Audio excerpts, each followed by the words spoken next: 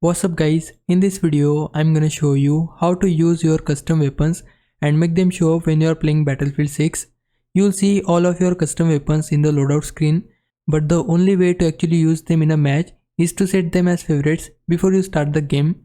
From the home screen, tab over to Loadout, open any of your classes, choose a weapon and then navigate to the favorites tab on the left using L1 or LB. This is the section that determines which weapons appear in your custom loadouts in game. To add a weapon to this list, select the gun you want and press square or X on Xbox, then press triangle or Y to set it as favorite. You can also press square or X again to access the same option. Once it's favorited, it will appear in your favorites list immediately. You can have up to 8 favorites at a time.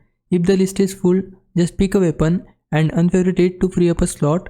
Now when you are in a match and choose a custom loadout, your favorited weapons will show up as available options and you can pick them right away. Hopefully this helped you out, and if it did, please like this video and subscribe my channel. For now, thanks for watching. Bye bye.